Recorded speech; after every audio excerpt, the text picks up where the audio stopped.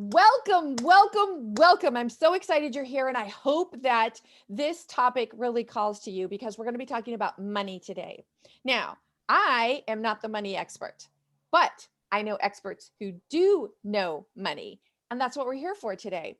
I have come together with three women to share their story, to share their money story, to share with you how you can make money your friend. Let's put it that way. So I hope you stay with us. I hope you get something out of this. And I hope you really, if money is calling to you in any way, prosperity, abundance, something that you want more of in your life, stick with us. Okay, so my name is Nancy Mueller, the one and only life sensei, and I'm all about self-defense for the mind, right? We're always shifting. So whenever we have something in our life that's not working for us, it's because we're thinking thoughts that are going in the opposite direction from where we say we want to go. So if we're having money challenges, prosperity challenges, abundance challenges, the kindest and most wonderful thing that we can do for ourselves is find someone who can help us change our mindset or shift our mindset and use words and thoughts, create thoughts that are going to shift you out of from wherever you are right now to where you really want to be. And the way to do that is connect with experts. And that's what we're going to talk about today. So I have three beautiful, amazing women with me today. There are two of us from California, one from Wisconsin, and one coming all the way from Costa Rica. So we are here to serve and support you so we can all prosper together. Ladies, thank you so much for being here. I really appreciate you sharing your time with me today. Yeah. Okay, so I would like for each of you to please share your story about why are you helping people with money? Why are you serving and supporting people around money? I know you women, we've had many conversations. Some of you I've known for years, and I love what you're doing. I love how you're sharing your work, and I love how you are so passionate about doing what you do. And I've followed your journeys for years, a couple of you, and I really do appreciate you being here, sharing your time. So can I just start with eeny, meeny, miny, mo? Kim, would you like to go first and tell us who you are, what you do, and why you're so fabulous? Absolutely. Thank you, Nancy. I would be happy to go first. So I'm Kim Rainer. I hail from Wisconsin, hence the coats. You'll see other people not wearing coats. It's still cold and snowing here. So I am a law of attraction life coach, and I became a law of attraction life coach as a result of a 2007 ovarian cancer diagnosis. I was in my third year of nursing school. I was a single mom. And my life, I had a trajectory. I knew where I was going. I was already playing in the law of attraction, but I had some history in my life that had, it caught up with me, the emotional energy attached to what, the events of my past manifested into physical illness in my body. And I was left with ovarian cancer. So as a result of that, because I was in my third year of nursing school, I had student insurance, right? That covers broken clavicles, it covers broken femurs, it does not cover stage 3C ovarian cancer. And I had a long history of being a real estate investor. I worked in the investment industry for a while. I worked in banking. I'm a serial entrepreneur. I did private financing for people. And my cancer experience completely, it derailed me physically, obviously, emotionally. And then the real fallout of it happened over the course of the next several years as my financial life was devastated. And I wasn't able to go back to work after I was done with all of my treatment. I didn't get to finish my nursing degree. So here I am, 53 years old, a single mom, needing to figure out how to support myself because I didn't die like they said I was going to. And I had no idea what I was going to do. So I became a life coach to help people make the transition initially from active cancer into what happens after cancer and into that season of their life. And as my coaching practice grew, what I recognized was we need to have a health platform, a foundation of a healthy body to even be able to have a conversation to deal with the emotional issues. And I also found that the cancer survivors and the people who had other issues going on in their lives that weren't necessarily cancer related, they experienced the same thing I did, the financial devastation as well. So my All About Spirit really did start to encompass all three of those aspects. And what I help people do today is find a way to get out of debt. If you are walking through life carrying debt, the emotional impact of that, the physical impact of that on your body it's painful and it's measurable, and it's linked to cardiac disease, it's linked to sleep problems, it's linked to diabetes. I mean, it is linked to so many different things. And had I had access to the tools that I use today to help people eliminate debt, I probably would not have lost my home.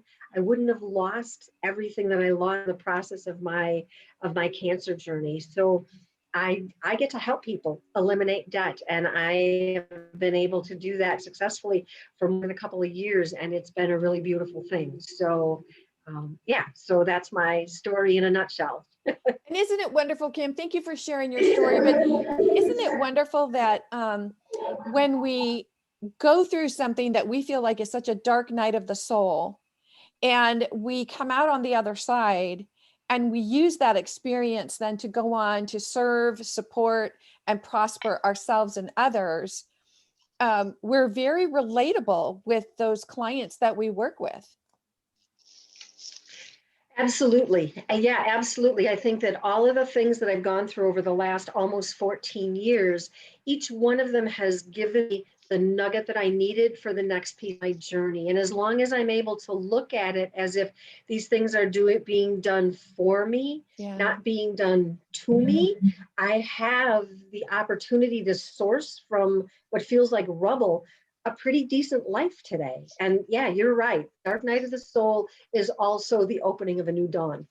It's interesting that you talk about that, because I just posted a video today and I talked about ground zero, because a lot of times our mindset is that we've hit rock bottom, but with a simple shift in our words, and it's instead of saying I've hit rock bottom, if we can say I'm at ground zero, that tells us that, there's a place to build from. And I know I've known each of you long enough that I know your stories, and I love that you've all built something so fabulous from ground zero. So thank you, Kim, for sharing your story. And we're going to get more into some financial stuff soon, but thank you. I appreciate it. Absolutely. Thanks for this venue. Yeah. Jen. Hey. Hello, Southern Californian. Hi. Hi. Share who you are, what you do, and why you're so fabulous, your fabulous book, the work that you're doing, and tell people why you're so amazing. Oh, thank you. First off, what a treat to be here with you all. And for those of you listening in, catching the replay, I'm Jen Fontanilla. I'm in Southern California, right at the border of Orange County and LA County. I've known Nancy for quite a couple years now. I think it was like 2014 or something like that. And so it's been wonderful to still stay connected. And so, like Nancy said, she's known me for a while and seen the journey that I've gone through. And in fact, I've been in financial services for about 16 years. And previously, I was a financial advisor. So I also, just like Kim and also Beth, will share that we've come from that place of, the budgets and the spreadsheets and the logistics and things like that. And those are so important. And I know that when we initially met, one of the things that I think is so interesting is that we all found that there was another side, the money thing.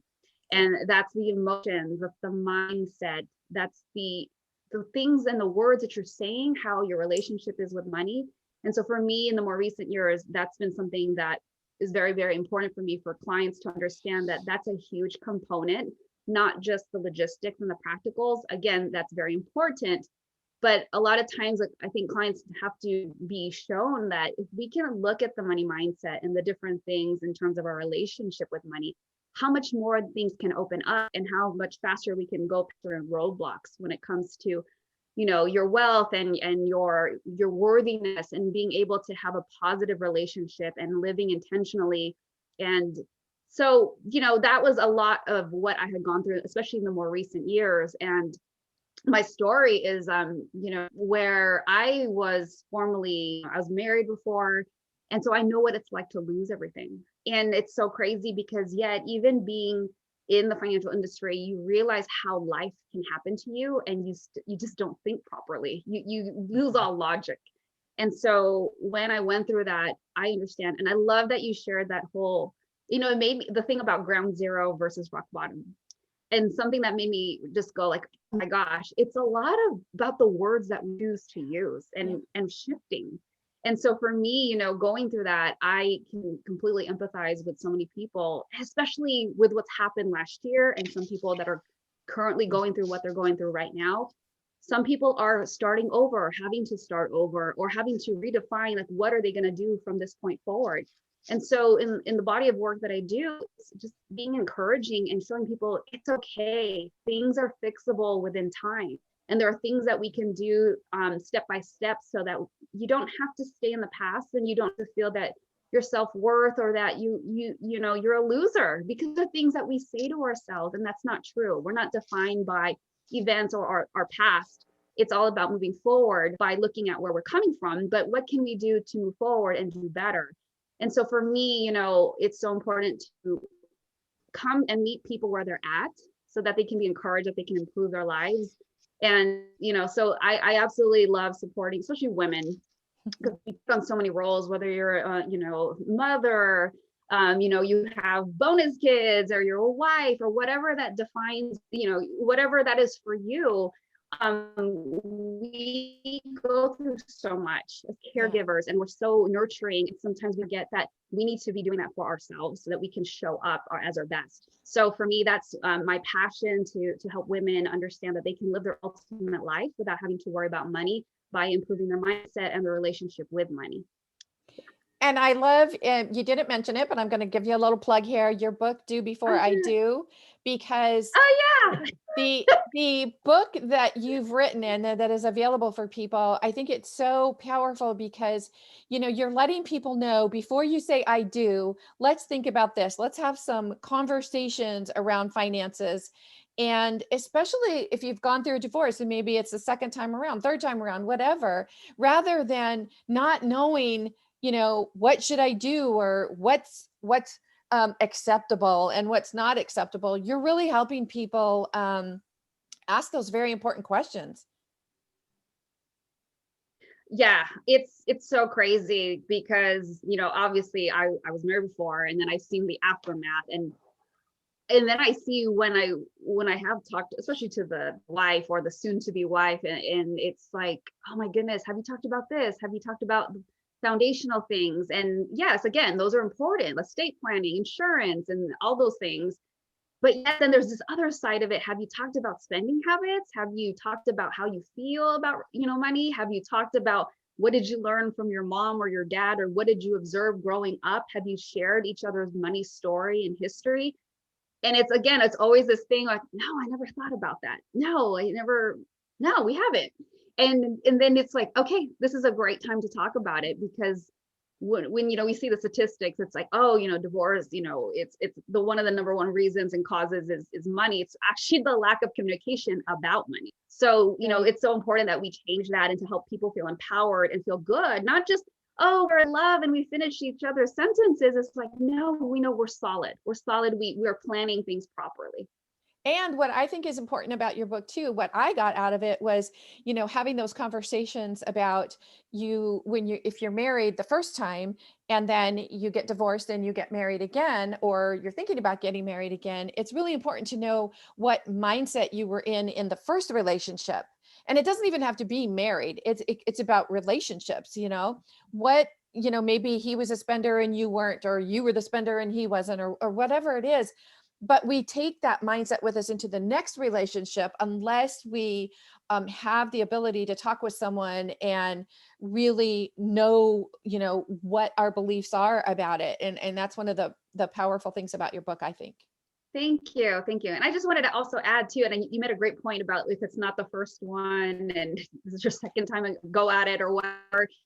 I think it helps you become more wiser and you're smarter, because now you know what to look out for. And who wants to go through a second, or third divorce or separation again, when then you just look back and like, man, why didn't I think about this? Or why didn't I plan properly? Or why didn't we go into this, discussing these things? And so it's really just helping people like think this through, really, really think this through, because it impacts so much. Yeah, money and sex. It's two things people don't want to talk about, right? And they're like the two most, we should be able to talk about it just as easily as we talk about recipes, for God's sakes, so. I don't mind talking about the other thing too. That's another show. Oh, that'll be a whole nother show. All right. Right, totally. Thank you. Now, Beth Dana, I'm so glad that you're here. I love the work that you're doing. You and I met before your book even, I think you were still working on it.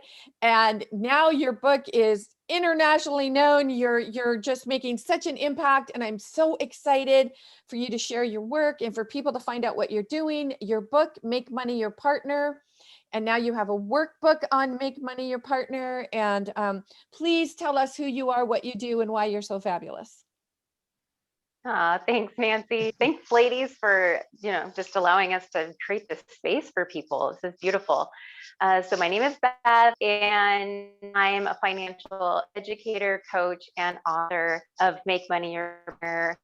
And I created the book, which is a work style book to cover and discuss their relationship with money, and then they can heal from it, becoming very conscious, financial conscious life. And I wrote the book being in the financial industry. I was in the financial for about years, being masculine and oriented.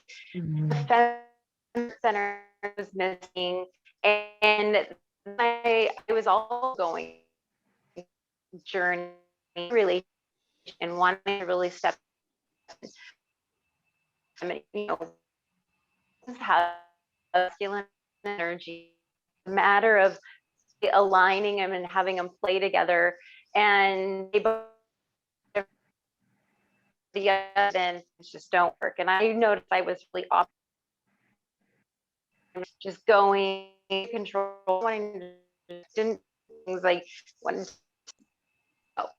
And that wasn't working. And I started really recognizing I needed to bring in the beautiful, the feminine, which is the play, the surrender, the trust, all of that beautiful way of being. That this is something that's also being in the financial industry. So when I started going through this journey in healing my relationship with money, it all stemmed from my experiences. I went through divorce. I made not great choices because they were emotional choices. And I talked about there's 3 stages of divorce, right? You're thinking about it, you're going through it, and then there's the aftermath. And so what financial choices used to make during the stages really affect. And because I was from an emotional place during my divorce, I didn't make the right choices that were my best interests, right? And so that's, I think you could have that as be a whole other topic, but that's because that's a really powerful, subject to support women on, especially. And so I was going through my own journey. And then, even prior to that, I was brought up in a mother household.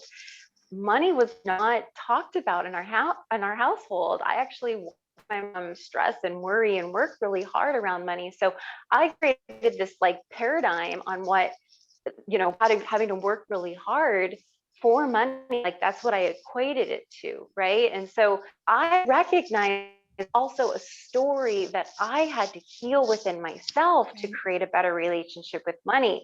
So that's how the book came about. So it's kind of all these beautiful modalities of my life into this book. And I was like, wow, when I actually published the book, I then looked at it and I'm like, this is a workshop. So I began to lead the workshop, and I'm like, this is a coaching program. So I did coaching for many years, and so I brought in those modalities. It's just beautiful how when I healed my relationship with money, I stepped into, aligning my masculine, all this stuff.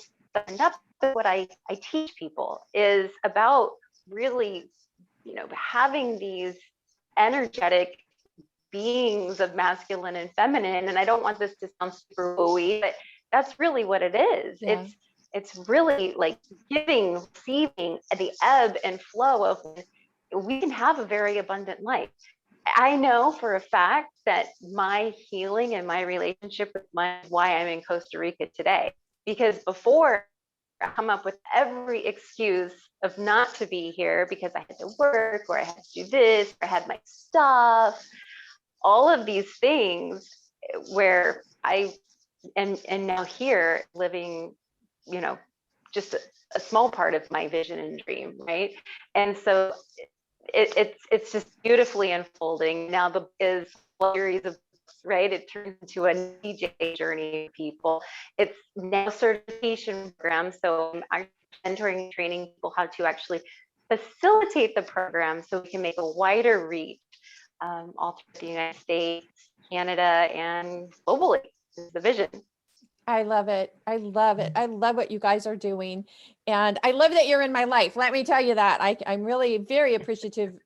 I feel very abundant having you in my life. I feel very prosperous having you in my life. And I think that that's really important to point out here, because people, when we talk about money and we talk about prosperity, or excuse me, when we talk about prosperity and abundance, people always think that means money.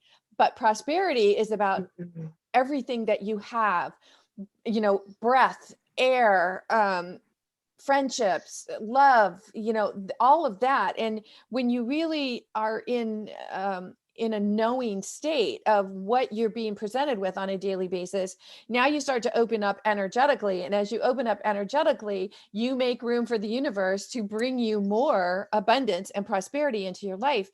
And this is one of the reasons that I love talking to each of you, and that I had asked all three of you to spend some time with me here to talk about this, because you are sharing your work from a place of beyond money. And that's something that I feel every person deserves to know and understand. It's very powerful. And one of the common things that we all have, all four of us, you know, we all lost everything. And then we all went to ground zero, and we all rebuilt. And we all rebuilt on a very solid foundation because of going to ground zero.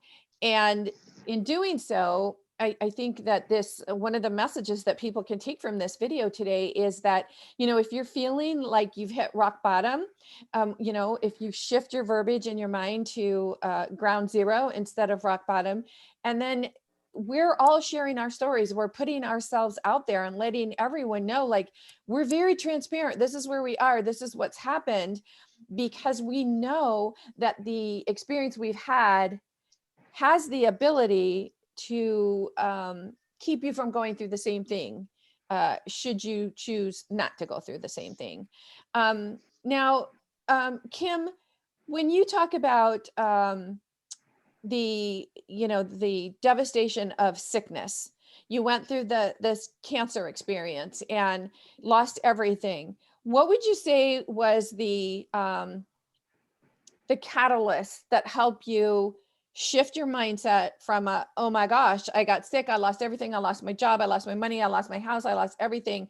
What is it that you were able to do that said, you know what, I'm not giving up on myself? That's a great question, and probably not a one and done easy answer, because Right. I don't know that there wasn't one thing. I think probably the first driving force is I was a single mom, and my kid wasn't ready to be on the planet without a mom yet. So that was probably, that underlined every decision that I made as I started walking through that process. And for me, the journey really was, it was health first, and then it was mental health, and then it was the reality of what was going on financially. So the health part, I have been a student of the law of attraction since the early 80s. So I have been playing in this world for a long time. And there's a piece of my physical history where, you know, I was abused when I was 12 years old. It was a very traumatic experience, and I chose to keep that a secret. So that was really the beginning of it.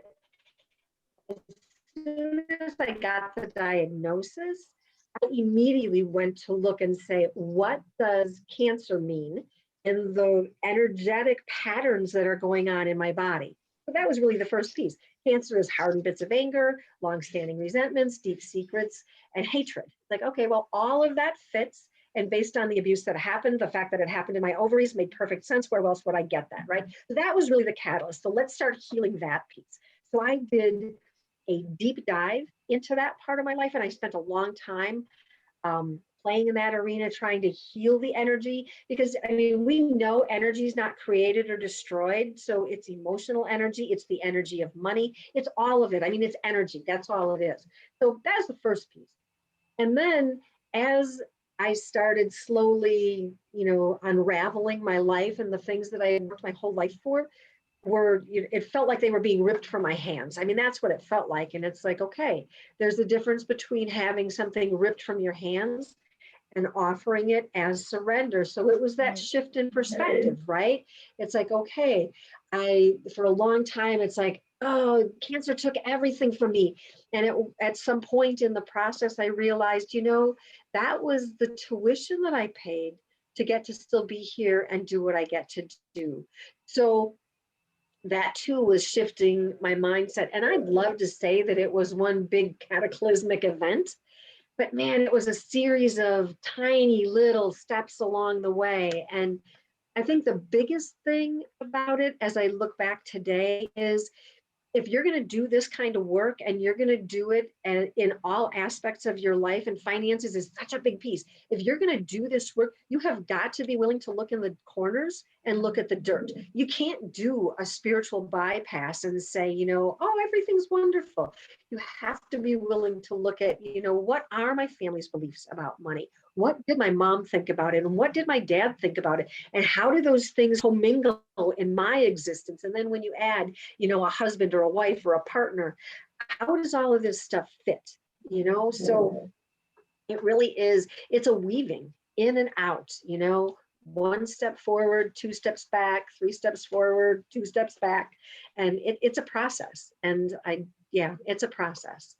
Kim, I love your story because you're letting people know that it's a journey. And that's so important to know when we feel like we're giving up, or say, no, this is a journey. I can choose to stay still right now. Think of it as going for a walk. You can choose to just stand and look around you and notice what's going on, or you can choose to take one step forward, or you can choose to take one step back. And that's why I feel that your story is so powerful, because you share with people that, especially the emotional understanding that you have about how finances played a part in the very, very cellular structure of your body with the cancer and with the abuse, and it's all tied together. But most of us aren't taught this when we're growing up. Most of us are taught that it's either or. Right. Our whole society is really structured that way. I mean, even if you look at the way the medical community is built, right? You have a doctor for this and a doctor for that. And if you look at finances, right? You have a financier for this, and you have somebody else for this and somebody else for this. So there's all these ways that we segment things off. And we are one organism.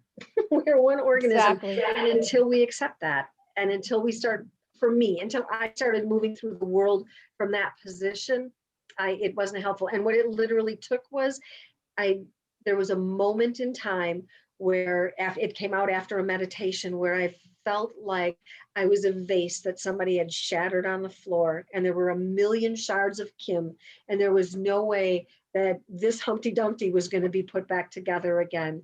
And in that moment was the surrender. That's where the surrender came from. And it's like, okay, I have exhausted all of my resources. I have done everything I know to do.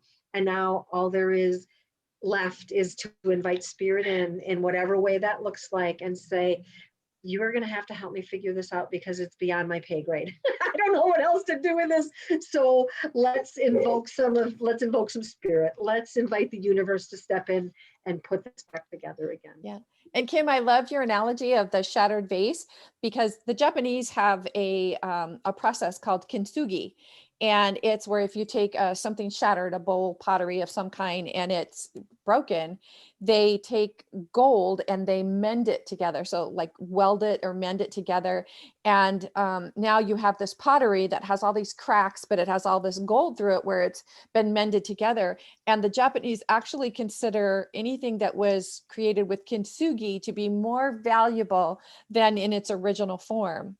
And I love that analogy of how we all have bits of Kinsugi running through us, because the more shattered we are, it's that gold thread that brings us back together and holds us together. And that's really powerful. Yeah, I love that. That's beautiful. And I have to say, I do agree. I feel like today I am absolutely a much better version of myself. I got to learn who I was with and without health, with and without emotional stability, with and without money.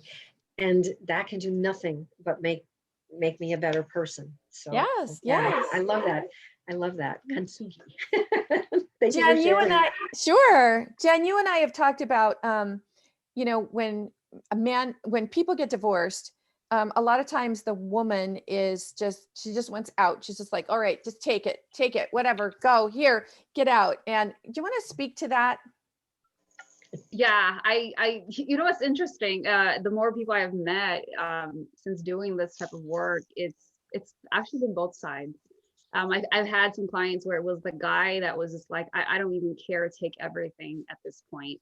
But I will say to whoever side is saying that, I think it's really important to really stop and evaluate, what are you giving up here? Because it is hard.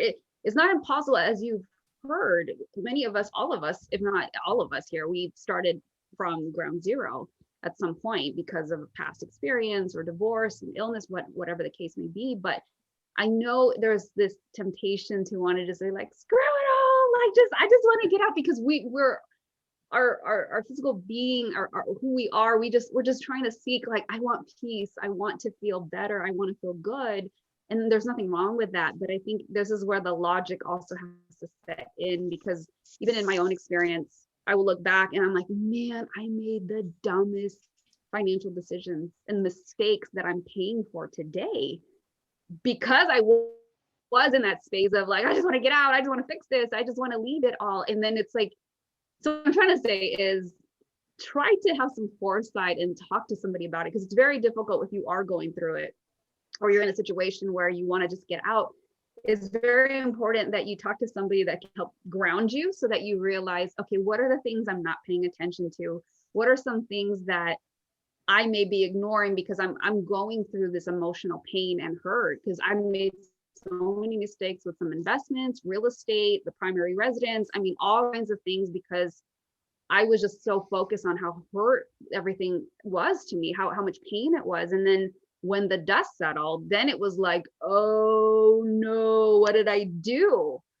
And so you want to avoid that. So it's so important, I think, especially when you are going through anything emotionally traumatic, so important to reach out to somebody and talk about it, because your mind is just not there. It's really hard for you to focus on what you need to be paying attention to, because your heart is broken, your body is tired, and you're trying to just heal and survive day by day. And we've all been there, and it's very, very painful. But this is where you really need somebody to come in and help you. Just say like, hey, have you thought about this? Hey, have you considered this? Have you thought about what's next? And it's so helpful to have that person to walk you through that, to help you see what you're not seeing at the present time. I agree. And I think too, it's important to note that it should be someone who is doing this work, not a friend, not a coworker, someone who is emotionally involved with you, because their emotion's going to match your emotion. And it's like you feed off of each other.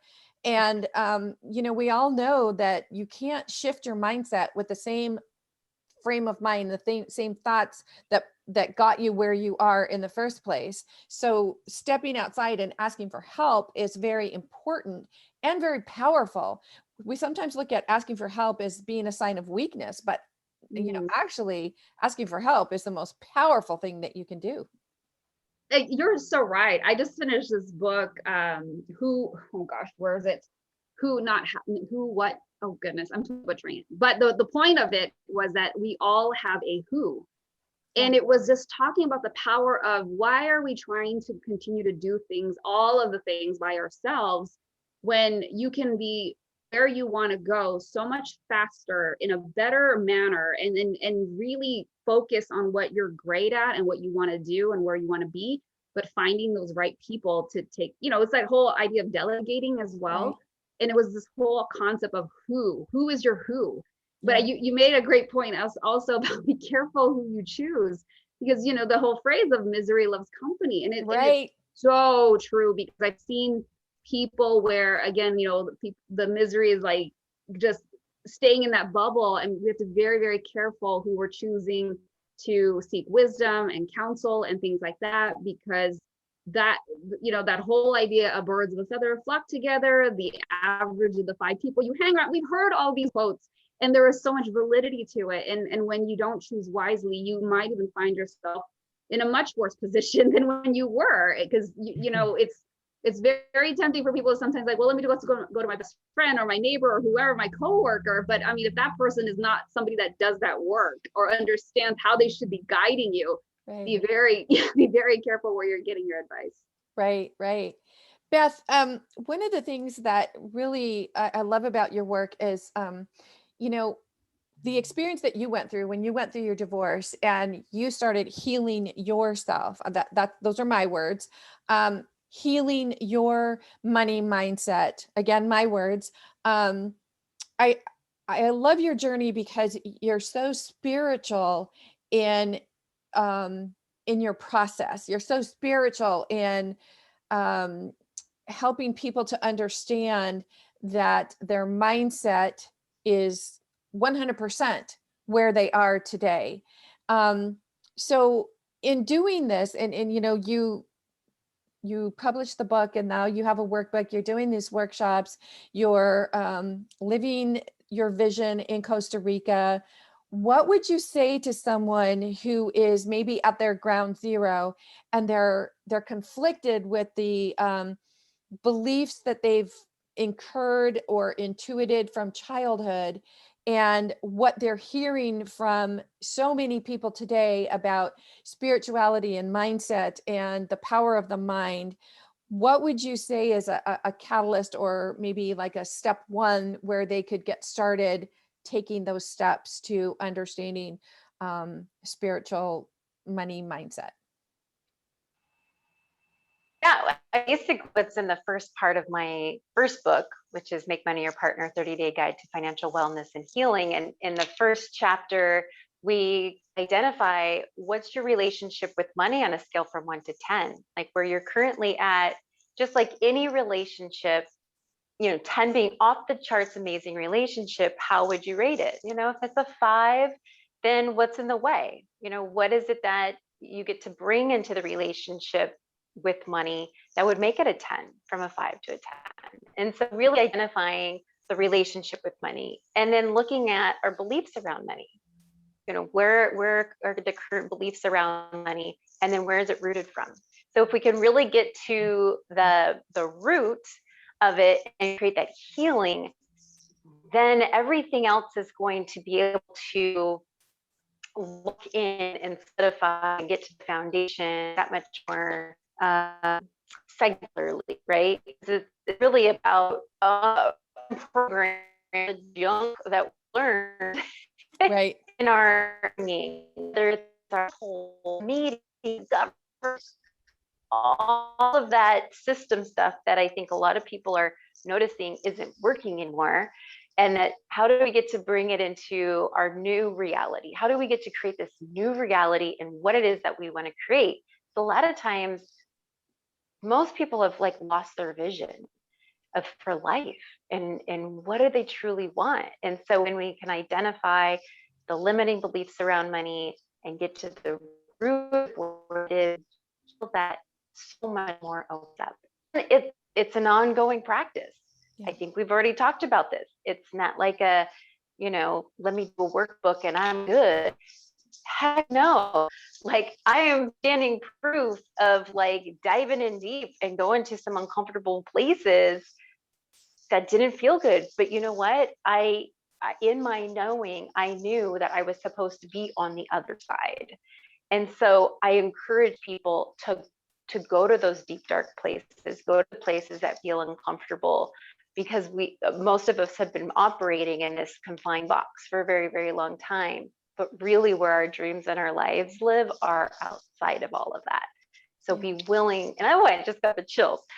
So be willing to go like outside of your comfort zone and feel uncomfortable and go to those places to create healing. And again, it's an ongoing practice and an ongoing journey. Absolutely.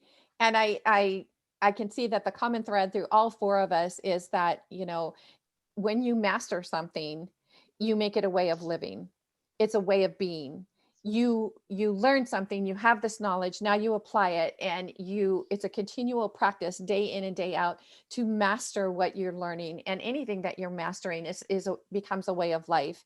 And it's not a one and done, as was mentioned before. It's about what are you learning? What are you applying? How are you applying it on a daily basis? And how are you making it a way, not only of life, but a way of mind? How are you creating, you know, self-defense for the mind? Meaning, like, every time those negative thoughts pop up, or that the enemy that would try to sabotage you, how are you standing firm and saying, no, I've got this.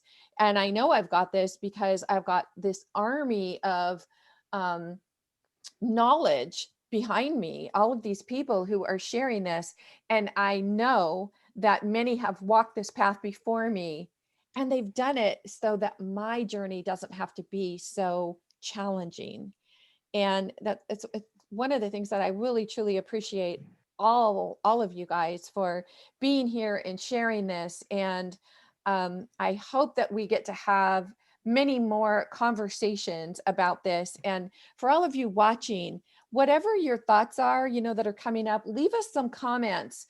Let us know what you were thinking, like, oh, that's really woo-woo, that doesn't make sense, or that's not the way I was taught. You know, whatever your thoughts are, this is how we learn, by taking our beliefs, even if there's something that we're saying that maybe makes you angry or brings up some emotions for you. That's really good. That's actually a good thing, because what that is that's your higher self saying, look, we're gifting you this opportunity to work on something. You've heard all of us talk about, you know, that we've been through this journey, this dark night of the soul, and we're all here sharing our story with you, because we no longer share our story from a place of pain.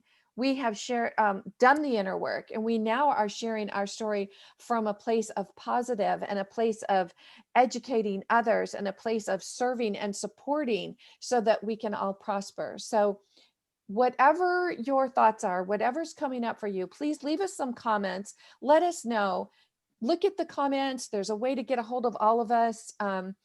Anyone that resonates with you the most, please reach out, and know that whatever it is that you're going through, you're not alone. You're never alone. And sometimes this journey can feel like nobody understands, nobody knows what I'm going through. But when we say we've been there, that's not to be so arrogant as to say we know what you're going through. That's impossible, because we're not in your mind. But we can tell you that we've had an experience that has brought up similar feelings, emotions, beliefs, and sabotaging of the mind. And we know what it's like to be there, and we know what it's like to come out on the other side. And if you're ready to come out on the other side, please let us know how we can support you, how we can serve you, so that we all prosper together. In the meantime, thank you, ladies, all of you, so very much for being here, for sharing your expertise. And I just know that the next video that we do, it's going to be even more powerful. So thank you for being here. Thank you. Mhm.